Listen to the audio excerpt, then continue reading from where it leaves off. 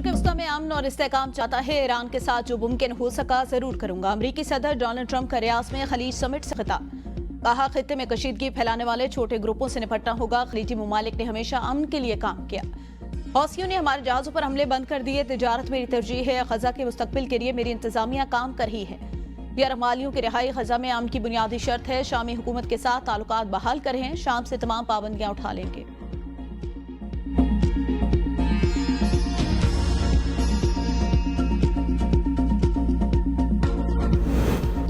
पाकिस्तान और भारत के दरमियान जंगबंदी मुआहदे का खैर मकदम करते हैं। सऊदी वली अहद का खलीज ताउन कौंसिल के इजलास से खिताब। कहा, अमरीकी सदर का जंगबंदी में किरदार काबिल सताइश। दोनों ममालिक के दरमियान मसाइल के हल के लिए मुज़ाकरात की हौसला अफजाई करेंगे। ट्रंप की जानिब से शाम पर आयत पाबंदियों के खात्मे का भी खैर मकदम करते हैं। शाम की हुकूमत अमन के लिए काम करे। GCC ममालिक और अमरीका के दरमियान ताउन मजबूत हो रहा है।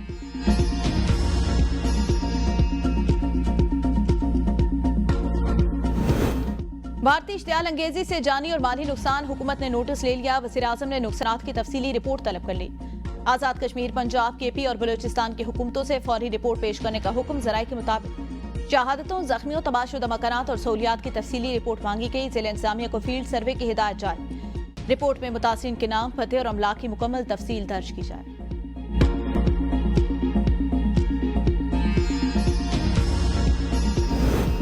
पाकिस्तान की एक और जीत। भारतीय हरबे कामयाब न हो सके। पाकिस्तान को IMF से $1,23,00,000 की दूसरी किस्त मौसूल हो गई। स्टेट बैंक ने तस्दीक कर दी। रकम को 16 मई को स्टेट बैंक के ज़खायर में जाहिर किया जाएगा। कर्ज की रकम 9 मई को IMF एग्जीक्यूटिव बोर्ड ने मंजूर की थी।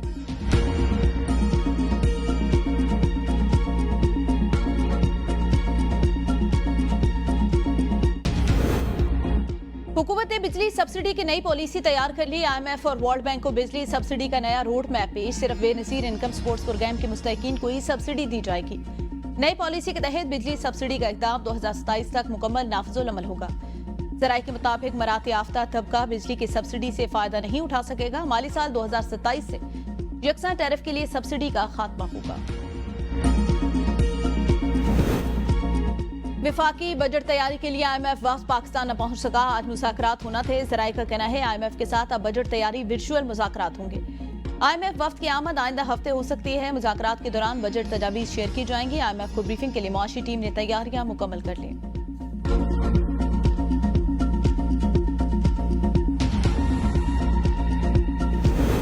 वाघा टॉरी बॉर्डर पर पाकिस्तान और भारत के एक कैदी का तबादला। इंडियन बॉर्डर सिक्योरिटी फोर्स के पूर्णम कुमार शाह को भारतीय हुकाम के हवाले कर दिया गया। पंजाब रेंजर के मोहम्मदुल्लाह को पाकिस्तानी हुकाम के हवाले किया गया।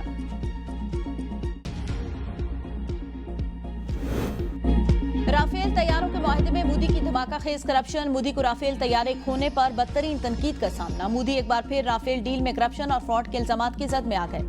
मोदी ने राफेल तैयारों के नाम पर अरबों रुपए की करप्शन की। BBC ने भांडा फोड़ दिया। रिपोर्ट में बताया गया, मोदी सरकार को राफेल डील में 7.5 मिलियन यूरो कमीशन की अदायगी हुई। कीमतों में मुबालगा और डील को मशकूक करार दिया गया। ये अदायगी भारतीय बिजनेसमैन सोश गुप्ता को राफेल डील के तहत 7.5 मिलियन यूरो की खुफिया कमीशन के तौर पर दी गई। इससे काबिल कांग्रेस रहनुमा राहुल गांधी ने भी राफेल डील पर बात की थी। राफेल डील में अरबों डॉलर का फ्रॉड किया गया।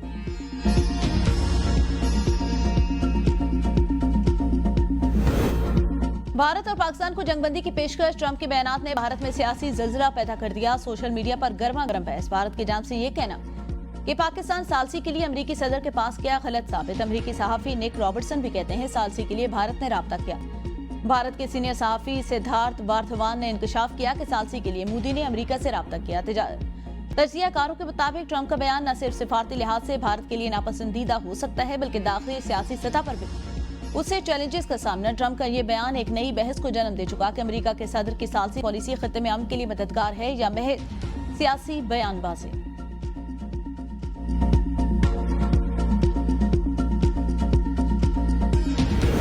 वाक़या मरसूस में तारीखी शिकस्त के बाद मोदी शदीद बौखलाहट का शिकार। मोदी ने अपनी हजीमत छुपाने के लिए खिताब के नाम पर पुरानी गीदड़ भभकियों को दोहराया।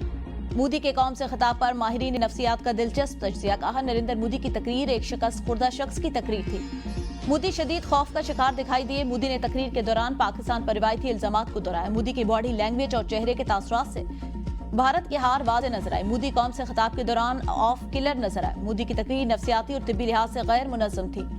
जो शदीद इज़्तिराब की निशानदेही करती है। नरेंद्र मोदी ने पाकिस्तान के दरियाओं में पानी रोकने को गोलमोल का जिक्र किया। मोदी की उंगली मुसलसल कांप रही थी। तजियाकार कहते हैं नरेंद्र मोदी की सियासत के खात्मे का वक्त शुरू हो चुका। दुनिया इस बात की गवाही दे चुकी कि पाकिस्तान से जंग पर भारत को बड़ी जिल्लत का सामना करना पड़ा।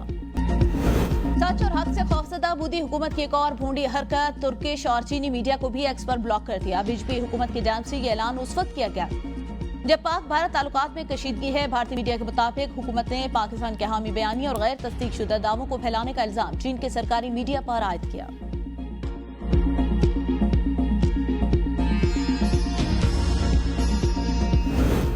बानी पीटीआई जेल सहूलियात के हवाले से हुकाम की गैर मामूली रिपोर्ट सामने आ गई। हुकाम ने बानी को बैरून मुल्क बच्चों से गुफ्तगू कराने और जाती मुआले चेकअप के लिए अदालती फैसले पर सवालात खड़े कर दिए। रिपोर्ट में कहा गया जेल रूल्स में बैरून मुल्क बात कराने और जाती मुआले चेकअप का कोई जिक्र मौजूद नहीं। जेल हुकाम ने स्पेशल जज सेंट्रल की अदालत में रिपोर्ट जमा करा दी। 10 जनवरी और 3 फरवरी के ऑर्डर पर नजरसानी की इस्तदा। रिपोर्ट में बानी पीटीआई को जेल में एक्स्ट्रा सहूलियात दिए जाने का इंकशाफ किया गया।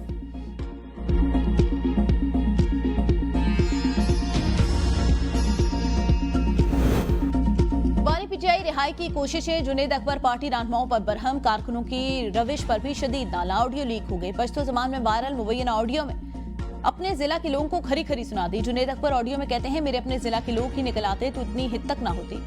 मैं एमएनए हूँ, मेरा एमपी ही साथ नहीं दे रहा। मैं ग्रुप में मैसेज करता हूँ, एमपी ये जवाब नहीं देता। मेरा ख्याल है मुझे कोई फैसला करना होगा। हमारे व्हाट्सएप ग्रुप में 231 लोग हैं, वो ही आ जाते तो इज्जत रह जाती।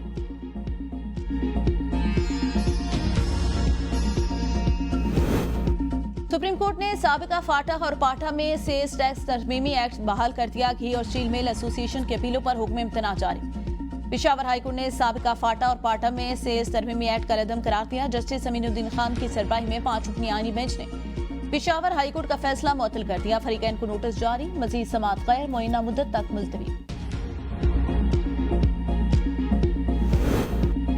2024 से अब तक 5402 पाकिस्तानी भिखारी डिपोर्ट सऊदी अरब, इराक, मलेशिया, यूएई, कतर और ओमान से पाकिस्तानी भिखारियों को निकाला गया।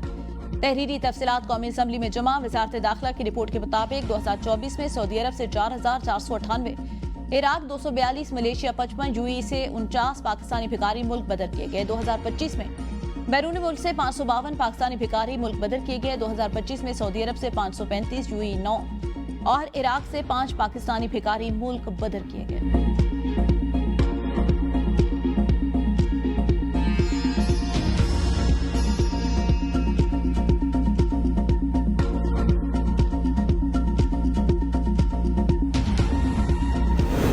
स्पीकर के जेर साथ इजलास में अरकान असम्बली लॉजेस के हवाले से सीडीए पर बरस पड़े।